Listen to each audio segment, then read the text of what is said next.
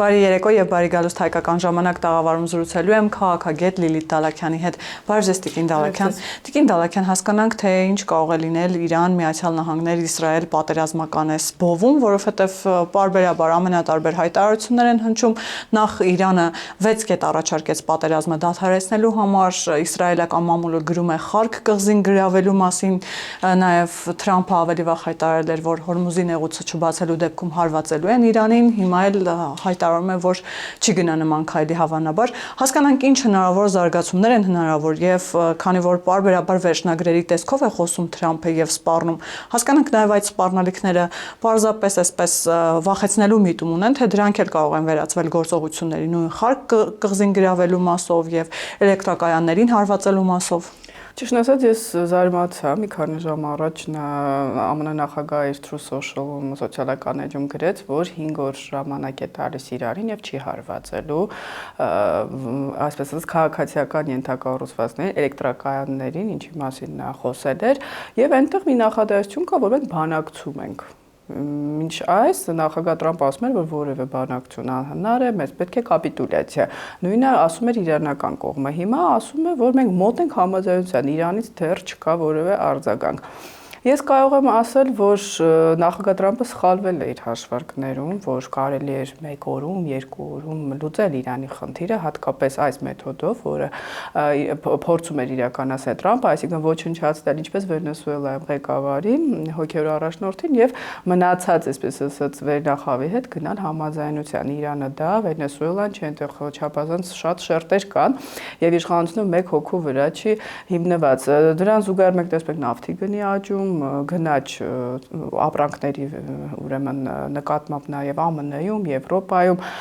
ուրեմն ավիաընկերություններում են ամբողջ աշխարհում լուրջ խնդիրներ, դիզվառելիքը Պարսից ծոցով է փոխանցվում, ուրեմն Քաթարում հեղուկ գազի հետ կապված ֆորս մաժորային իրավիճակ է, Իրանը հայտարարեց, որ նաև ջրամատակարարման հետ կապված խնդիրներ կստեղծի Պարսից ծոցի երկրների համար, այսինքն Իրանը գնում է վաբանկ, այլևս կորցնելու բան, Իրանի ռեժիմը, այսպես ասեմ, Պահապանների կորպուսը չունի, իսկ դա մեծ ուրեմն վնասներ կպատճառի ԱՄՆ նախագահին, որը պատրաստվում է միջանկյալ ընտրությունների, այնտեղ շատ մեծ է նրա հանդեպ քննադատությունը եւ այս պատերազմը պատմության մեջ ամենացածր հեղինակություն եւ պաշտպանություն ունեցող պատերազմն է ԱՄՆ ժողովրդի շրջանում։ Իդեպ ես տեսա հետարքիր վերլուծություն Dolce Welle-ում, որ անօդաչու թռչող սարքեր են ուրեմն հայտնաբերվել ԱՄՆ օդում ռազմաբազաների ուրեմն ուղղությամբ ԱՄՆ-ում։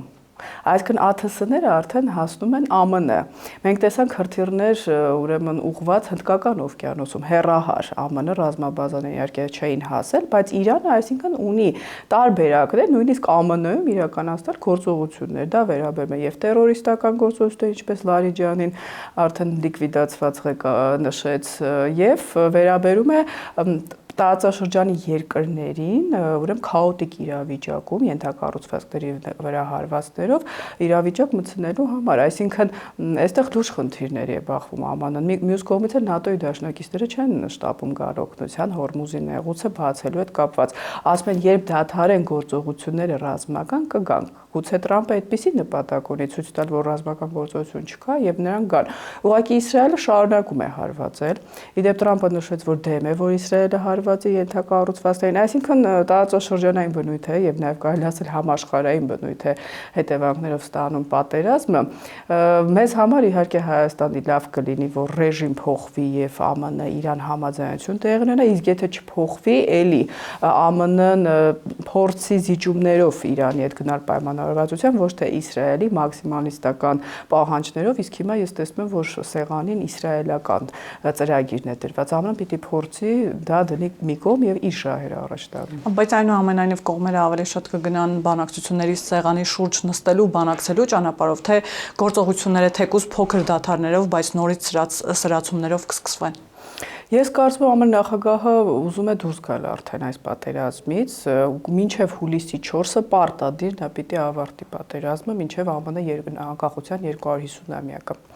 Գնալով հեղինակությունը նրա անկում է ապրում, սա արդեն կարող է նրան պաշտոն արժենալ, մինիմում կորցնել ներկայացուցիչների պալատը, մաքսիմում կոնգրեսը, հետևանքներով ԱՄՆ նախագահ իմպիչմենտի մեկ անգամ հորձ ունեցել է չհաջողված։ Հիմա ավելի լարված է ներքին պայքարը, Այսինքն սա նաև իրանական կողմից է կախված, որ ասում են ԱՄՆ-ն կորոշի, այո, ԱՄՆ-ն գերհզոր պետություն է, բայց այս դարի պատերազմները թվականակով չեն, նույնիսկ ծանր տեխնիկայով եւ տեխնոլոգիաներով չեն, այլ անօթաչու թռչող սարքերով են։ Իդեպ զարմանալի է, որ ԱՄՆ նախագահը մերժում է Ուկրաինայի աջակցությունը, չնայած Պարսից ծոցի երկրները արդեն ունեն, այսպես ասած, ինստրուկտորներ ուկրաինացի իրենց տարածքում։ Խոսենք ռուս-ուկրաինական նաև պատերազմի մասին, Զելենսկին առաջարկում է իր օգնությունը Պենտագոնին, եւ ես կարծում եմ այսպես կլինի, եթե նույնիսկ պայմանավորության չգնան, Տրամպը կհայտարարի, որ նա հասել է իր նպատակներին, միջուկային զենք այլևս Իրանը տասնամյակներ չի կարող ունենալ, չեն կարող ասել դա այդպես է թե ոչ, եւ կավարտի պատերազմը։ Դրական ելքը ԱՄՆ համար կլինի այն, որ գոնե ինչ որ գործարք տեղի ունենա եւ Հորմուզի նեղուցը եւ ճանապարհը իրոք լինեն անվտանգ։ Հակառակ պարագայում Իրանը կարող է լուրջ խնդիրներ ստեղծել միջազգային տնտեսության համար։ Իդեպ տարօրինակ է, որ Իրանը կարողանում է իր նավթը արտահանել։ Ես օրինակ չէի կարծում, որ Իրանը կփակի նեղուցը, բայց նեղուցը փակ չի։ Իրանը թույլ է տալիս, ասեց, ոչ բարեկամական երկրների խոչընդոտում է, բարեկամական Պակիստանի, Հնդկաստանի նավատորմի չի խոչընդոտում, ինքն էլ նավթ վաճառում է, այսինքն բյուջե գումար գնում է։ Այստեղ խնդիրը այն է, որ բոլոր նավատորմերի համար երկրների դառնա անվտանգ, իսկ ուղղությամբ ԱՄՆ-ն մի քայլ ունի, նա պետք է վերականգնի ՆԱՏՕ-ի դաշնակիցների հետ իր հարաբերությունները։ Այսինքն ԱՄՆ-ն ըստ էության իր առջև դրած խնդիրը այս պահին չի կատարել։ Ոչ, որևէ խնդիր չի կատարել, այսինքն ռեժիմի փոփոխության մասին խոսվում էր սկզբում, չնայած Տրամպը հետո ասաց, որ այդպիսի նպատակ չունի։ Քրդերի գործոնը փորձեցին խաղարկել, իդեպ սխալ իմ կարծիքով, գոնե հրապարակայնորեն չպիտի խոսեին դրա մասին, որովհետև պատկերացրեք Իրանի ժողովուրդը, որը կցանկանար դուրս գալ փողոց ընդդեմ ռեժիմի, հիմա մտածում է, որ ինչ է նշանակում Իրանի քարտեզը կարող է փոխվել։ Այսինքն մասնատման մասին է խոսքը գնում, պարզ է, որ իրանցիները նույնիսկ ատելով ռեժիմը դուրս չեն գա փողոց ընդդեմ սեփական երկրի։ Ադրբեջանցիներ, քրդեր, բելուջիներ, չխոսենք դրա մասին։ Հետո նախագահ Տրամպը մի քանի անգամ նշեց, որ օգնության կարիք չունի։ Հիմա նա բարկանում է, որ ՆԱՏՕ-ն չի օգնում։ Իր բնավորությունը կարելի ասել, այսպես հախուռն է եւ սխալ քայլեր է նա շատ հաճախ կատարում ԱՄՆ տեսանկյունից եւ կարծում եմ խորհրդականները դա տեսնում են։ Ուղղակի դեռ չեն բարձրաձայնում, բայց համենայն դեպս սա ապացուցում է մի կարևոր փաստ առանց դաշնակիցների եւ ՆԱՏՕ-ի ռազմաբազաների, նույնիսկ ԱՄՆ պես գերհզոր պետությունը չի կարող հաջողությամբ ավարտել որևէ գործողություն, նույնիսկ Իրանի դեմ, որը թվում է թե որևէ շանս չուներ ԱՄՆ հանդեպ։ Տիկին Դալաքյան, վերադառնանք մեր տարածաշրջան, մասնավորապես Հայաստան-Ադրբեջան հարաբերություններին ու թե ինչպես կարող է օրինակ այս պատերազմը նաև որոշակիորեն ազդեցություն ունենալ կամ չունենալ, որովհետև գիտեք Հայաստանը օրինակ առաջարկեց կապ Ադրբեջանից դեպի Նախիջևան, այստեղ որոշակի քննադատություններ եղան, նախ կուզենամ մեկնաբանեք, արդյոք Հայաստանի քայլը ճիշտ էր այդ իմաստով, նաև ասացին, որ դա շատ դավաճանական մոտեցում է Իրանի նկատմամբ, բայց հարցը սա ավելի շատ այն մասին է, որ վարչապետն էլ դրա մասին խոսել է, որ Ամերիկա-Իրան պատերազմը որոշակիորեն խոչընդոտում է նաև թրիփի, այսպես ասած, առաջընթացին, արդյոք իսկապես այդտեղ վտանգ տեսնում եք եւ ինչ սպասել ապագայում, մոտ ապագայում եւ մեկնաբանենք վարչապետի նաև հայտնի հայտարարությունը, որ որոշ ուժեր պլանավորում են սեպտեմբերյան նոր պատերազմ, սա ինչպես հասկանալն է։ Սեպտեմբերյան չգիտեմ, բայց եթե միջանկյալ ընտրություններում Տրամպ ուշադրությունը շեղվի, գուցե այո, դա սեպտեմբերին տեղի կունենա, եթե խնդիրներ ունենա արդեն կապ չունի սեպտեմբեր թե նոյեմբեր, այսինքն թրիփը կախված է մեկ անձից։ Ես միշտ քննադատել եմ նշելով, որ դա միայն հռչակագիր է։ Քայլերը պետք է ավելի արագ կատարվեին։ Հիմա դե բանակցողները Հայաստանի իշխանությունները, ես չեմ կարող այստեղից ասել ինչ խնդիր կա, բայց մենք մի քանի խնդիր ունենք։ Առաջինը երկաթուղին։ Այդպես էլ այդ խոսակցությունները չհասկացանք ուր են տանում։ Ռուսաստանը կոնցեսիոն կառավարման իրավունքից հրաժարվելու է։ Այսինքն, քանի երկաթուղին ռուսական կոնցեսիոն կառավարման տակ է, դա ըստ էության խնդիր է։ Նիկոլ Փաշինյանը հայտարարել է, որ կան երկրներ, որոնք դեմ են, որպեսզի Հայաստանը դառնա տարանցիկ երկիր, քանի որ երկաթուղին պատկանում է Ռուսաստանին։ Նախ ես ձեր տաղավարում հարցրեցի, թե որ երկրների մասին է խոսքը, սա կարևոր է։ Եթե դա Ադրբեջանն է, Ադրբեջանը էլի արհեստական խոչընդոտ է ստեղծում, մատնանշելով ռուսներին, գուցե սա պայմանավորված խաղ է, որպեսզի ճանապարհը չկառուցվի։ Իմ կարծիքով Ալիևը գող չի թրիփով։ Հակառակ պարագայում նա ոչ թե ստիպողաբար կգնար Վաշինգտոն, այլ Հայաստանի հետ կստորագրեր խաղաղություն եւ բոլոր ճանապարհները կբացվեին, սահմանազատումը կշարունակվեր, չթվեմ։ Իսկ խաղաղության ճանապարհին Ալիևը դեռ պահանջներ է ներկայացնում եւ խոչընդոտներ։ Իսկ միգուցե խորհրդարանական ընտրություններին է սպասում եւ դրա արդյունքներին, քիչ չեն նաեւ նման խոսակցությունները։ Ուրեմն նախ Ալիևը չպիտի որոշի մեր խորհրդարանական ընտրությունների արդյունքները, այսինքն ստացվում է, որ եթե մի օր Նիկոլ Փաշինյանը ինքը չուզեն է քաղաքականությամբ զբաղվի կամ ԿՊ-ն, ինչա պատերազմ պիտի լինի։ Մենք իհարկե քաջ առողջություն ենք մաղթում Նիկոլ Փաշինյանին, բայց դա հավերժ չի։ Եվ նա էլ իդեպ չի չեզոքացրել այդ նույն նախկին իշխանությունների վտանգը, որոնց մեղադրում է պատերազմ նախապատրաստելու մեջ։ Այսինքն սխալ է Հայաստանի ներքաղաքական զարգացումները կապել Ալիևի ինչ որ ցանկությունների հետ։ Այլ հարց է, որ եթե դուք տեղյակ եք եւ դա ակնհայտ է, որ Ռուսաստանը փորձելու է հիբրիդ ուժեր օգտագործել Հայաստանի դեմ ներսում, որպեսզի խաղաղության գործընթացը, որը ես չեմ տեսնում, որ գնում է իր հանգուցալուծման, նաեւ Ալիևի մոտ ցանկության բացակայության պայմաններում, ուրեմն փորձ են դրան խոչընդոտել, Հայաստանի վարչապետը բոլոր լիազորությունները ուներ այդ խնդիրները լուծելու, իսկ ինչու չի լուծում, չեմ ուզում հիմա նորից ներքաղաքական թեմաներով խոսել, որովհետեւ իմ հիասթափությունը ես բազմիցս նշել եմ այս հարցի վերաբերյալ, որ որևէ խնդիր չի լուծվել։ Մասնավորապես Տիկին Դալաքյան, այսինքն նաև այն ուժերը նկատի ունեք, որոնք մտել են ընտրապայքարի մեջ, պիտի ընտրապայքարից դուրս դրվեին, ճիշտ եմ հասկանում։ Մասնավորապես ես ներողություն եմ խնդրում մեր ունկնդիրներից, ես պիտի կրկնեմ Մոլդովայի եւ Մերձբալթյան երկրների օրինակով արգելել օրենքով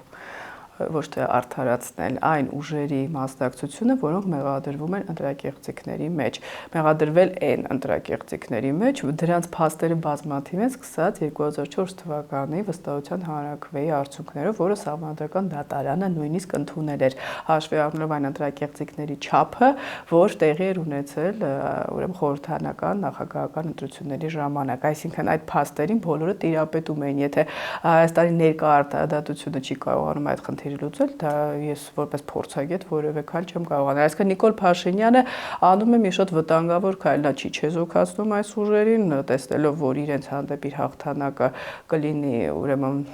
այսպես ասում են, հարմարեք մեզ, բայց դա վտանգ է ստեղծում Հայաստանի Հանրապետության համար եւ այո, խաղաղության գործընթացի։ Երկրորդ նախագահ հայտարարում էր օրերս, որ խաղաղության պայմանագիրը պիտի ունենա հավելյալ երաշխավոր, այն է Ռուսաստանը, գիտեք, նման հայտարարությունները քիչ են, բայց հետաքրքիր է, որ ասում են երաշխավորի կարիք ունի նաև Ադրբեջանը, որովհետև ինչ-ինչ ռևանշիստական ուժեր կարող են գալ եւ պատերազմը նորից վերսկսել, սա ինչ ազդակ է եւ ինչ հայտարարություն է, ինչպես հասկանալ նման հայտարարությունները, այսինքն որ երաշխավորի կարիք ունի ոչ միայն Հայաստանը, այլ նաև Ադրբեջանը, ինչ ռևանշիստական ուժերի մասին է խոսում։ Երևի իր մասին է խոսքը, չգիտեմ, ճիշտ ասած, ինձ համար նորություններ ես չեմ հետևում պարոն Քոչարյանի ոդքասթերին, նոր ֆորմատին, չեմ կարող ասել, ես կարծում եմ պարոն Քոչարյանը պիտի փոխի այդ սկավառակը Ռուսաստան եւ գոնե հետաքրքրության համար մի երկու այլ երկրի անունել սովորի քարտեզի վրա, հատկապես որ օրինակ ըստ պոլիտիկոյի Ռուսաստանը ցանկանում է պայմանավորել ԱՄՆ-ի հետ Իրանը հանձնելու նպատակով, հանձնել ինչ է նշանակում չփոխացել հետախուզական տվյալներ, եթե Տրամպը ճնշի Ուկրաինային եւ եթե դաշնակիցները կարող են այդպիսի քայլերի գնալ, կարծում եմ Ռուսաստանի դաշնակից լինելը այդքան էլ մեզ համար առավելևս երաշխավոր, ուրեմն ողջունելի չի։ Ինչ վերաբերում է Հայաստանի փորձին, կարծում եմ Արցախցի Ռոբերտ Քոչարյանը պիտի հիշի, որ Արցախում Ռուսաստանը Խանկենդի էր անվանում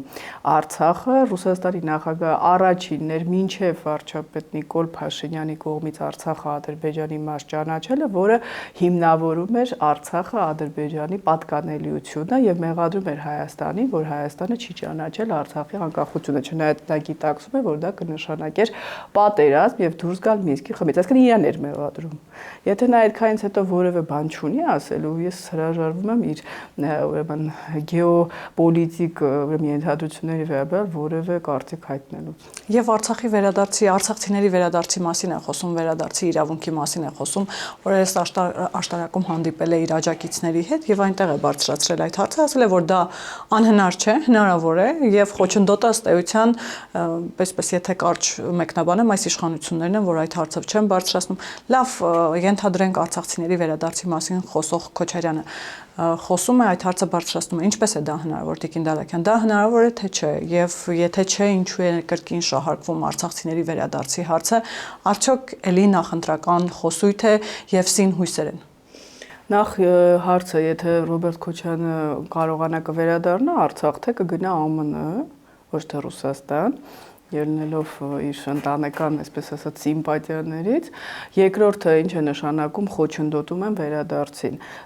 որն է ըստ Քոչարյանի ծրագիրը վերադառնալու։ Ես կարող եմ ասել իր հենց պատկերացումը, որ նոյեմբերի 9-ի միջանցքը, այսպես ասած, իրենց համար ավարտված չի նոյեմբերի 9-ը, իդեպ ցավալիորեն ես կարծում Ալիևի համար էլ ավարտված չի, ոչ էլ Պուտինի։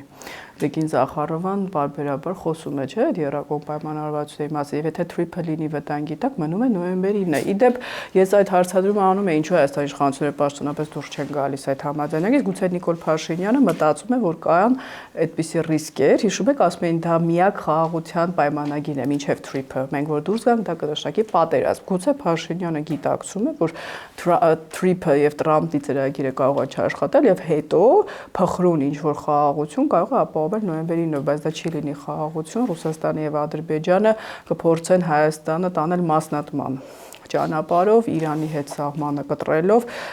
ուղղակի կատաստրոֆիկ աղետալի նշանակություն կունենա Հայաստանի համար։ Եվ դա հեքիաթ է, որ եթե մենք ճանապարհը տանք, ռուսները էլի հետ կգան եւ կապահովեն մեր անվտանգությունը։ Ռուսական զորքերի ներկայությամբ այնպիսի հանցագործություններ են կատարվել արցախցիների հանդեպ, որ ես կզարմանամ, եթե արցախցիներից որևէ մեկը վերադառնա։ Իդեպ շատ հաճախ որ վերադարձից խոսում են, ես ուզում եմ հասկանալ, արցախցիների շրջանում կան հարցումներ դրա վերաբերյալ։ Ես ում հետ որ շփվել եմ, իհարկե մեծաթիվ չէ, նրանք չեն ցանկանում վերադառնալ, եթե այնտեղ կրկին լինեն ռուսական զորքեր։ Ռոբերտ Քոչյանը իր անունից է խոսում, բայց ես վստահ եմ, որ ինքը չի վերադառնալու, ոչ էլ իր ընտանիքից որևէ մեկը, այնպես որ ճիշտ չի, որ նա ներկայացնում է մի ամբողջ, այսպես ասած, ժողովրդի, արցախցի եւ ներկայացնում է միայն իր տեսակետը։ Տիկին Դալաքյան, եթե դա հեքիաթ է, ինչպես դուք ասացիք, որ Ռուսաստանը կվերադառնա եւ այստեղ խաղաղություն կլինի, մասնատում չի լինի, ապա ինչու են ուժերի մեծ մասը, հատկապես ռուսամեծ սեգմենտը, այդպես է ընդունված իրենց անվանել, խոսում են այն մասին, որ եթե Ռուսաստանը գա, դա է իրական փրկության ճանապարհը, ինքնությունն են նաեւ այդպես փրկումի դեպ։ Հակից էլ օրերս հայտարարեցին, որ Թրիփը կարելի է փոխարինել BRICS-ի ֆորմատով, այլ ինչ որ բան,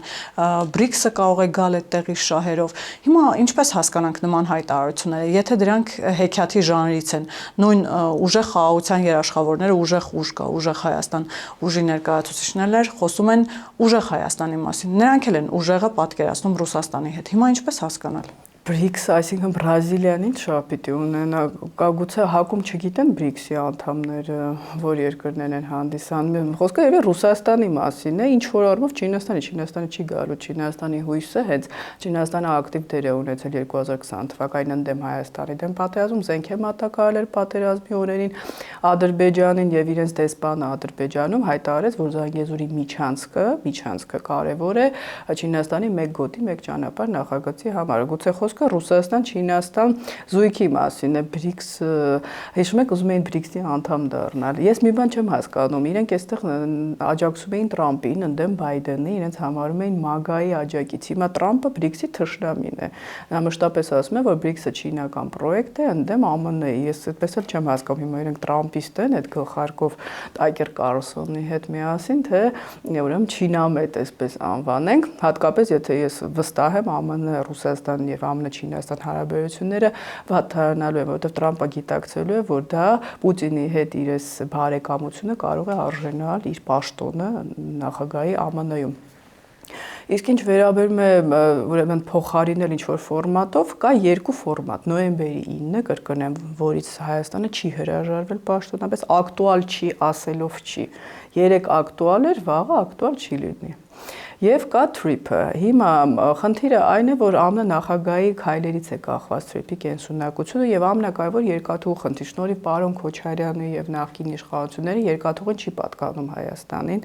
պատկանում է Ռուսաստանին։ Իդեպ դատավարություն ինչու չկա նրա մասին, որ ուրեմն Հայաստանի պետական գույքը ուղակի ջրի գնով վաճառվել է Ռուսաստանին գույք պարտքի դիմաց, որ մեկ գործարանի կես գնով վաճառվել են մի քանի կարևոր ուրեմն գործարաններ։ Ես եթե Հայաստանի իշխանությունները այս հարցերը չեն լուծում, ես ինքս Ռոբերտ Քոչարյանին չեմ կարող ոչինչ հակադարձել, նա էլ կասի, որ որևէ վճիռ չկա իմ հանդեպ, այսինքն սա նախ Հայաստանի իշխանությունների, ներկա իշխանությունների մեղքն է, հետո նոր Ռոբերտ Քոչարյան, իսկ որ Ռոբերտ Քոչարյանը այլ երկիր բացի Ռուսաստանից չի պատկերացնում, դա ակնհայտ է, բայց ես կցանկանայի, որ պարոն Քոչարյանը իր աչքի տակ ունենար Ռուսաստանի դաշնակից Այաթոլլայի, արդեն Խամեյնիի մահացած, ուրեմն Մադուրոյի եւ ապագայում Կուբայի նախագահի ուրեմն ճակատագիրը եւ գիտակցեր, որ Ռուսաստանի վրա հույս ունենալ, նույնիսկ անձնական մակարդակով հույս դնել, սա մեծ սխալ է։ Ռոբերտ Քոչարյանը այդ գործարքները իդեպ որակել է որպես դարի փայլուն գործարք։ Սերժ Սարգսյանը նրան հակադարձել է, դա էլ իրենք լինելով սիամական զույգեր, թող իրար մեջ լուծեն։ Տիկին Դալաքյան, հետաքրքիր է, որ այս օրերին նաև հոգևոր դասի որոշ ներկայացուցիչներ են հայտարարություններ ու հարցազրույցներ տալիս։ Վեստի լրատվականին Եզրաս Ներսիսյանն է հարցազրույց տվել ու ասել է, որ եկեղեցին երբեք չի զբաղվել եւ չի զբաղվում քաղաքականությամբ անկախ այն հանգամանքից, որ փորձեր են արվում ներքաշել այդ դաշտ։ Ովքեր են փորձում ներքաշել եկեղեցուն այդ դաշտ, ինչ նկատի ունի Եզրաս Ներսիսյանը։ Եվ Բաղդադ Գալստանյանի նկատի ունի, չգիտեմ ում նկատի։ Ախր ես զարմանում եմ, դե պարզ է իրանք ում նկատի ունեն, բայց այսինքն եթե դուք առաջինն եք սկսում զբաղվել քաղաքականությամբ, հետո ասում եք մեզ ուզում են ներքաշել, պետք է մտածելուց խոսելուց առաջ մտածել։ Դուք եք, չէ, որ հանում եք, դե իրենց այդ շրջապատը ձեր վեղարը, ասում եք ես քաղաքականությամբ եմ զբաղվում, նույնիսկ մտածում էին իրենք թեկնածու կարող լինել, թե չէ, ով էր ձեզ ստիպել, որ զբաղվեք քաղաքականությամբ։ Հիմա էլ երբ որ խնդիրներ բացվեցին եկեղեցու ներսում, պարզվում է մենք քաղաքականությամբ չենք զբաղվում։ Սա շատ ցավալի է, որտեղ եկեղեցու անունից են խոսում, որը ունի դարերի պատմություն եւ առաջի քրիստոնյա երկիրն է ներկայացում ժողովրդին։ Էլի քննադատությունը Հայաստանի ներկա իշխանությունների ինչ եղավ այդ հարցը մաքրելու։ Իհարկե այս մեթոդների հետ համաձայն չէի, բայց դուք ասում եք, որ Գայագին II-ը ունի լուրջ խնդիրներ օրենքի հետ, որպես Հայաստանի քաղաքացի, ես կուսակրոնության մասին չեմ խոսում, այդ խնդիրները ինչ եղան։ Թե էլի ընտրությունների ժամանակ պիտի ասեք մեզ մանդատ տվեք, որ պարզեն Գայագին II-ը, ասենք օլիգարխ է, իրենք դրա մասին խոսում են, չէ՞, բիզնեսմեն է, հարկեր չի վճարում։ Այսինքն իմ քննադատությունը նախկինների վերաբերյալ չի, դրա մասին բոլորը գիտեն։ Քննադատությունը արդեն 10 տարի, այսպես մոտավոր ասենք, Հայաստանի իշխանություն համարվող ՔՊ-ի հանդեպ է։ Բայց այնուամենայնիվ Տիկին Դալաքյան, ճիշտ եմ հասկանում, որ եկեղեցու որոշ ներկայացուցիչներ ներքաղաքական այս որոշ պրոցեսների վերաբերյալ, նախընտրական պրոցեսների վերաբերյալ շարունակելու են իրենց հայտարարություններով որևէ կերպ ազդեցություն ունենալ։ Այսինքն նույն Եզրաս Ներսիսյանի հայտարարությունը, որ օրինակ մեջբերեմ եկեղեցին իրավունք ունի բարձրաձայնելու իր արդար ձայնը, որպեսզի ժողովուրդը ձգտի ապրել Աստծո ճշմարտությամբ հանուն երկրի եւ ժողովուրդների ապագայի։ Այսինքն ասում են, որ մենք իրավունք ունենք մեր ձայնը բարձրացնելու եւ նման հայտարարություններով փորձելու են ընտրողի, այսպես ասած, կարծիքի վրա ինչ որ կերպ ազդել։ Իհարկե իրավունք ունեն, ես չեմ նշում, որ եկեղեցին կամ սպասավորը իրավունք չունի։ Քաղաքացի Հայաստանի Հանրապետության։ Իհարկե այդտեղ սահմանափակումներ կա, բայց մենք միշտ ասենք պետք է օբյեկտիվ լինի։ Եվ Նիկոլ Փաշինյանին ուղղված, եւ Ռոբերտ Քոչարյանին, եւ Վլադիմիր Պուտինին, եւ Դոնալդ Տրամփին, այսինքն խնդիրը միայն Նիկոլ Փաշինյանը չի, ամբողջ աշխարհում իդեպ իրանց համար մեղավորը Նիկոլ Փաշինյանն է, մնացած մեղավորներ չկան։ Եվ ես վերջերս իհարկե Insider-ի հրապարակումը կարդացի, թե Ռուսաստանում եւ Կրեմլում ինչ գուշակություններով են զբաղվում եւ դա դեմ է քրիստոնեության, այսինքն Մարիա Զախարովը երբ քրիստոնեական արժեքների պաշտպանությամբ է հանդես գալիս եւ հայ առաքելական եկեղեցու մի հատ լավ կլինի քրիստոնեությանը ծանոթանա եւ հետո մեզ դասեր տա դրա վերաբերյալ։ Իհարկե ես նաեւ չեմ ողջունում Նիկոլ Փաշինյանի ելույթը Եվրախորհրդանում եկեղեցու վերաբերյալ, որովհետեւ տնային աշխատանքը պետք է կատարել տանը։ Այդ հարցերը պետք է լուծել այստեղ։ Կարիք չկա դրա մասին բարձրաձայնել, հատկապես եթե ներսում կրկնեմ որևէ աշխատանք չի կատարվում ոչ եկեղեցու մաքրելու հետ կապված օրենքի տեսանկյունից, ոչ էլ առավել եւս նախկին իշխանությունները։ Տիկին Դալաքյան, իսկ արձագանքը նույն Մարիա Զախարովայի, որ այդ հայտարարությամբ վարչապետը փորձում էր Եվրոպական խորհրդարանում որոշակի այսպես դրական վերաբերմունքի արժանանալ դիվիդենդներ ստանալ եւ նաեւ այդ հայտարարությամբ ռուսատիացություն է տարածում։ Դուք համաձայն եք այդ մոտեցման հետ, որ վարչապետը կամ նպատակը դա էր ռուսատիացություն տարածելը։ Ցավում եմ, եթե Ռուսաստանը այնքան թույլ է, որ Հայաստանի պես փոքր երկիրը կարող է Եվրոպայում ռուսատիացություն տարածել։ Տիկին Զախարովան շատ վատ ինֆորմացված է դեպի այստեղի ագենտուրայով, 8 միլիոն դոլար են տալիս մարդկանց Գյումրիում գրասենյակ բացելու համար, անուններ չնշենք, բայց չեն հետևում հայ հասարակության, ուրեմն կարծիքին Ռուսաստանի հանդեպ։ Քանի որ Տիկին Զախարովան տեղյակ չի, որ ինքը ամենաատելի եւ չեմ հումոր անում այսպես ասած գործիչն է Ռուսաստանը ներկայացնող Հայաստանում, նրա ցանկացած քննադատություն Փաշինյանի հանդեպ նրան նոր դիվիդենդներ են բերում, հուսով եմ դա հատուկ չի արվում։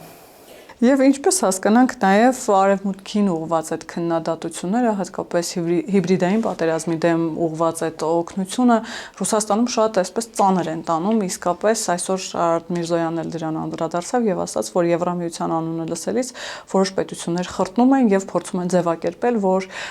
Եվրամիության հետ համագործակցությունը պարտադիր իրենց դեմ է։ Ինչպես հասկանալ Ռուսաստանի այս վարքը եւ ինչու է հիբրիդային պատերազմի դեմ այդ տարվող պայքարը այդքան ջղաձգ Ռուսաստանին եւ ինչու ոչ նաեւ խորհրդարանական ընդդիմությանը, որոնք նաեւ Եվրախորհրդարանում վարչապետի այդ հայտարարությունները որակեցին, որ դա ուղղված է իրենց դեմ եւ վարչապետը այդ կերպ հետագայում արդարացնելու է իրենց դեմ բռնաճնշումները։ Իդեպ հատկապես դաշնակցությունն է մտավ այդ իմաստով շատ վախեցած մտավախություններ ունեն։ Դե դաշնակցությունը եւ ռուսամետ ուժերը ուզում են, որ միայն Ռուսաստանը հիբրիդային պատերազմ իրականացնի։ Մենք գիտենք, որ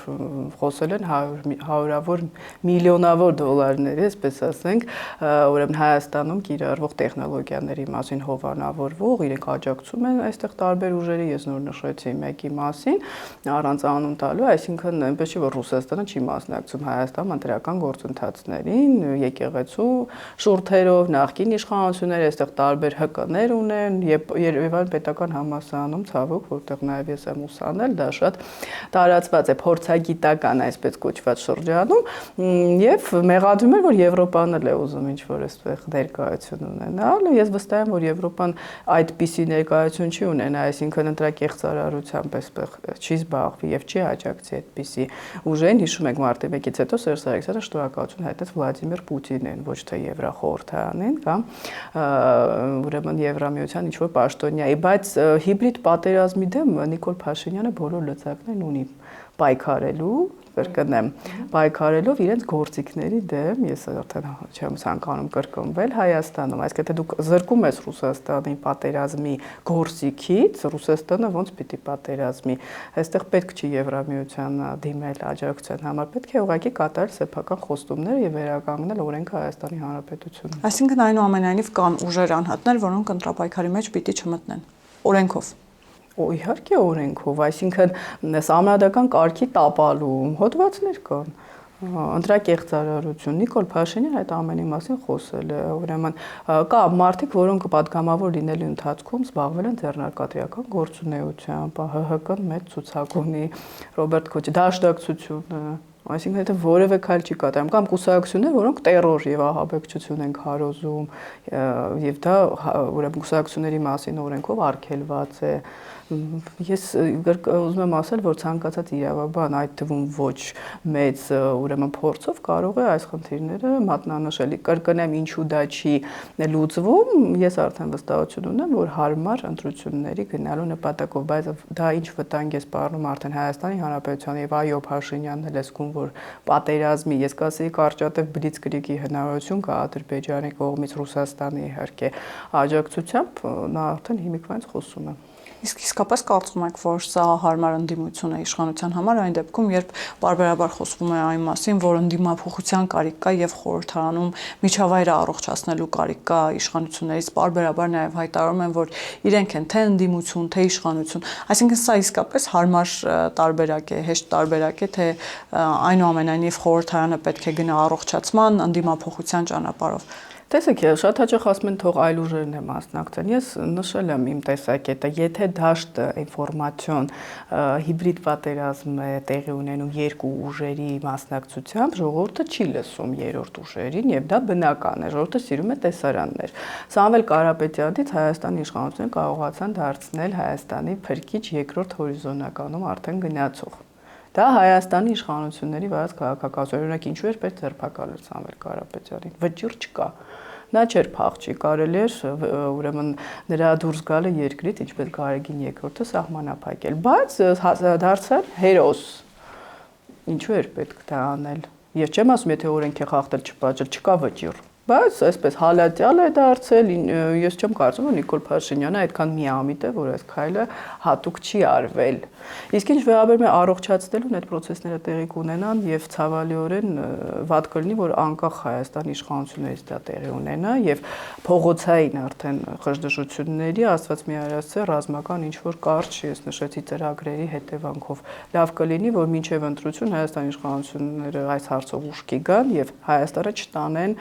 այնպիսի ճանապարհով, որը նման կլինի Սիրիայի սցենարին, ես նույնիսկ այսպես կասեմ, որ ժողովուրդը արդեն տեսնելով, որ խորհրդարանում չկան ուժեր, որոնք կարող են լուծել իրենց խնդիրները, տարբերակներ ման գա փողոցում, իսկ քանի որ այլընտրանք չկա, փոքր երկրի համար դեռ պատերազմի մեջ գտնվող սա շատ ծանր հետևանքներ կունենա։ Եվ վերջում Տիկին Դալաքյան, քանի որ խոսվում է լայն կոնսոլիդացիայի մասին, հատկապես բոլոր ուժերը ՀԱԿ-ը, այդ թվում խորհուրդ են տալիս միանալ Սամվել Կարապետյանին, միավորվել Կարապետյանի ուժի շուրջ, բայց մենք գիտենք, որ նաև Ռոբերտ Քոչարյանն է հավակնում վերադառնալ, եւ երկուսի խոսությունն էլ շատ նման է, երկուսն էլ խոսում են ուժեղ դաշնակցից, ուժեղ առաջնորդ ունենալու մասին, կարծես թե ուժեղ բարի մասով էլ այստեղ որոշակի բան կա, մրցակցություն կա, բայց ընթացքում կհասկանանք ու մոտ որքանով կստացվի պայքարը, բայց ամեն դեպքում հասկանանք ուժեղներից ով է իրենց վարչապետի թեկնածուն, պարզ է, չէ, որ միանգամից չեն կա, օրինակ ՀԱԿ-ից առաջադրվել է Լևոն Զուրաբյանը, բայց միացել են Սամվել Կարապետյանի ուժին, աջակցում են Սամվել Կարապետյանին, Ռոբերտ Քոչարյանը։ Հիմա հասկանանք ուժեղներից ինչ որ մեկը պիտի ի վերջո վարչապետ դառնա, ով է իրենց վարչապետի թեկնածուն։ Եթե ուժեղ ֆիզիկական ուժեղության մասին է Ռոբերտ Քոչարյանը, որտեվ տուրնիկի հանդեպ կարծես եւ սպորտի միայն նա ունի հակում այդ հակում չէ, էլի հակումն է, այսինքն իսկ եթե ավելի լուրջ խոսենք, ես չեմ կարծում, որ իրենց բոլորի թեկնածուն Ռոբերտ Քոչարյանն է, իդեպ շատ հետաքրքիր հրաձգություն է տեղի ունենում Փեսայագմերձ, ՀՀԿ-մերձ շրջանակների եւ Քոչարյանի շրջանակների միջեւ, նրանք այսպես մերկացնում են, որ Քոչարյանը ինքն իրեն ներկայացնում է որպես վարչապետի թեկնածու, նրա դաշնակցությունից այն կինը Քրիստինե Վարդանյանը ասաց, որ այդ ձայները մեկ է Քոչարյանին, այսպեսի նպատակ կա, բայց ես մեծ ունեմ հատկապես դա խոհանոցը գիտես նախկին իշխանությունների, ինչի հետ կապված նախկինում իրենց միջև խնդիրների Ծառուկյանի եւ Քոչարյանի, Սամվել Կարապետյանի Ծառուկյանի միջև 2015 թվականի այսպես խանդը, Քոչարյանի խանդը Սամվել Կարապետյանի հանդեպ Սերժ Սարգսյանի Քոչարյանի միջև տարաձայնությունները ես մեծ կասկած ունեմ, որ Ռոբերտ Քոչարյանը նրանց համար ընդունելի է։ Ես կարծում եմ Սամվել Կարապետյանի վարչապետի թեկնածուն գուցե Նարեկ Կարապետյանը, խոսքը Նարեկ Կարապետյանի հոր մասին չէ, այլ նախկին քաղաքապետ վարչապետի մասին է, նա երևում է իդեպ երբեմն, ես կարծում եմ գուցե նա լինի թեկնածուն իրենց, բայց ոչ Ռոբերտ Քոչարյանը, բայց այն որ Քոչարյանը կփորձի դաշտը մոնոպոլիզացնել խաղալով դրա վրա, որ որևէ մեկը չի կարող ըստ համնadrության լինել եւ մեկ է դա իմ ձայներն են, սա արդյոք խաղ է, որտեղ իշխանություններն էլ կան, չեմ կարող ասել, որովհետեւ եթե ժողովուրդը իմանա, որ վարչապետի թեկնածուն Ռոբերտ Քոչարյանն է, բարձր Սամվել Կարապետյանն էլ ձայն չեն տա, էլի Ռոբերտ Քոչարյանը կմնա։ Այստեղ գիտեք շատ ներողություն կեղտոտ խաղ է տեղի ունենում, այսինքն նույնիսկ ընդդիմություն, իշխանություն չկա, իրենց մեջ էլ կան այսպես տարբեր խմբավորումներ, իշխանությունների մեջ կան տարաձայնություններ, արևմտամետ այսպես կոչված սեգմենտը չի կարողանում միավորվել։ Ես կարծում եմ այս ընտրությունները լինելու են շատ այսպես բացասական հետևանքներով Հայաստանի համար, որովհետև չէ լինելու ուժեր, որոնք պայքարելու են ծրագրերի եւ ինչ-որ գաղափարների համար, իզմերի համար, լինելու ուղղակի պայքար մանդատների համար, բայց այն իրավիճակը բարդ, որում գտնվում է Հայաստանը, թելադրում է այլ տիպի ընտրություններ։ Տիկին Դալաքյան, բայց վերջում նաեւ Գյումրիում կար այդ հակասությունը կամ իմիտացիան, որ իրենք հակասությունների մեջ են, բայց վերջում մենք տեսանք, որ միավորվեցին Վարդան Ղուկասյանի շուրջ։ Ես դրա մասին խոսել եմ, դա իմիտացիա չէր։ Նախ Գյումրին Հայաստանը չի, պետք չի մի քաղաքը պրոյեկցիա անել ամբողջ նպատակի վրա։ Երկրորդը Սերժ Սարգսյանը ստիպված գնաց այդ քայլին, եկեք չմոռանանք այդ փոխհրաձգությունը։ Հիմա Մարտուն Գրիգորյանը կարծես լքել է Սերժ Սարգսյանի նավը, որովհետև նա դժգոհ էր, որ իրեն ստիպեցին որ ինքը միանա Վարդան Ղուկասյանի դեպս զգուշացնում էր, որ Վարդան Ղուկասյանը խոցելի է եւ իրեն կձերբակալեն, այստեղ շերտեր կան։ Էլ չասած որ Վարդան Ղուկասյանը ընտրվելուց հետո ասաց եթե Փաշինյանը գա, կընդունեմ, կսիրեմ, կպաշտպանեմ, կգուրգուրեմ, այսինքն այդպես ներկայացվում է, որ Գյումրի երկու կարող է լինել։ Նախ Հայաստանի իշխանությունները ոչինչ չարեցին, որ Վարդան Ղուկասյանը չմասնակցի, իսկ օրենքը նրա հանդեպ էլի կարող էր այդպիսի խնդիրներ ստեղծել մինչև մասնակցությունը։ Նա ընտրվեց, հետո Նիկոլ Փաշինյանը նրան տարավ ուր որ պետք է։ Այսինքն սա մեկ քաղաքում էր այսպես եւ Սերժ Սարգսյանը չցանկացավ այդ պահին Երևան որպես այսպես այն քարը, որը տակից հանում է եւ ամեն ինչ փլուզվում է, բայց հիմա արդեն այս process-ները, որ տեղի են ունենում, ցույց են տալիս, որ Սերժ Սարգսյանը մի լոզունգ ունի, եթե ես նույնիսկ չմասնակցեմ, ես կփորձեմ ազդել արդյունքների վրա, ելնելով այն կոմպրոմատներից, որ կան բոլորի նկատմամբ դաշտում։ Ճիշտ հասկացա ձեր խոսքից, որ բարդ ընտրություններ են սպասվում հունիսին։ Ես կարծում, եթե այլընտրանք չձևավորվի այս երկու ուժերին, ԿՊ-ն կունենա իր որոշակի ուրեմն էլեկտորատը, բայց կա մեծամասնություն, որ չի մասնակցի, վերջին հարցումներ էլ մեծամասնությունը հեղեղուկ եմ ես ասում, բայց եթե այս 3 ամսվա ընթացքում ժողովուրդը էլի տեսնի այս պայքարը, սատանաներ եւ լրիվ կտրված իրականությունից, չգիտեմ, ապօրինի գույք, մուրճ եւ այլն, գուցե լինի հիասթափություն եւ ժողովուրդը չմասնակցի, բայց այս խորհրդանի գոյության վերաբերյալ երկարատևության ես միշտ կասկած եմ արտահայտում։ Շնորհակալ եմ Տիկին Դալաքյան։ Հիշեցնեմ, որ հյուրս քաղաքագետ Լիլիթ Դալաքյանն էր, կհանդիպենք։